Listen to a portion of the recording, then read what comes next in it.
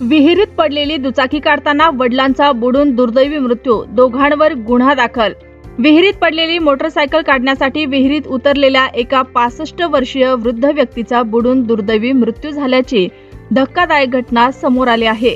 ही घटना आज दिनांक 22 जून 2026 रोजी जळगाव जामोद तालुक्यातील आसलगाव येथे घडले। दशरथ लक्ष्मण श्रीनाथ, वय वर्ष 65 असे मृत पावलेल्या व्यक्तीचे नाव आहे। मिळालेल्या माहितीनुसार दशरथ श्रीनाथ हे मच्छीमारीचा व्यवसाय करायचे आणि त्यांना पोहण्याचा चांगलाच अनुभव होता। आज सकाळी 10च्या सुमारास त्यांचे पुत्र स्वप्नील श्रीनाथ यांना फोन आला की गावातील योगेश रवींद्र ढोकणे आणि पिंटू तोताराम साटोटे या दोघांनी दशरथ श्रीनाथ यांना त्यांच्या सोबत व्यास महाराज यांच्या शेतातील विहिरीत नेले होते। विहिरीत पडलेली मोटरसायकल काढण्यासाठी त्यांनी दशरथ यांना विहिरीत उतरण्यास प्रवृत्त केले। विहिरीत उतरल्यानंतर दशरथ श्रीनाथ यांचा पाण्यात बुडून मृत्यू झाला। ही माहिती मिळाल्यानंतर मृतकाचे नातेवाईक आणि ग्रामस्थांनी घटनास्थळी धाव घेतली। नांदुरा येथील साई फाउंडेशनच्या मदतीने विहिरीतील पाणी उपसून दशरथ श्रीनाथ यांचा मृतदेह बाहेर काढण्यात आला। या प्रकरणात आरोपी विरोधात भारतीय न्याय संहितेच्या कलम 106(1) आणि 3(5) नुसार गुन्हा दाखल करण्यात आला आहे।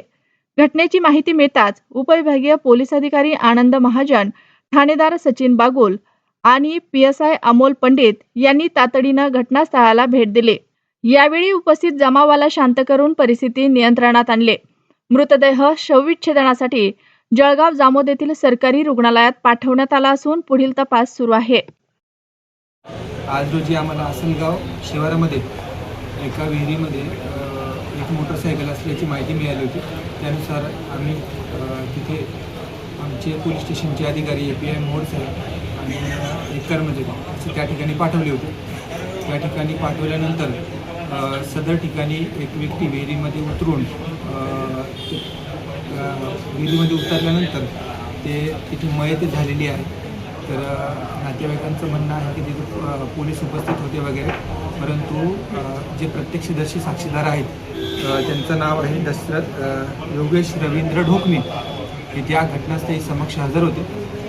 मृतकाचे नातेवाईक आणि गावातील प्रतिष्ठित नागरिक यांच्या समक्ष त्यांना बोलवण्यात आलं आणि त्यांच्या समक्ष त्यांना जेव्हा विचारलं तेव्हा त्यांनी सांगितलं का मी तिथे उपस्थित होतो, पोलिसांनी त्यांना विरोध केला आहे, उतरू नका वगैरे असं सांगितलेलं आहे। तर पोलिसांनी त्यांचं काम चोख पद्धतीने केलेलं आहे। तर त्यांचे जे काही आरोप असतील तर त्यांचं आम्ही खंडन करतो आणि दुसरी गोष्ट की त्यांच्या आता मृत्यू संदर्भात पुढील जी कायदेशीर कारवाई आहे ती आता पुढील प्रक्रिया चालू आहे।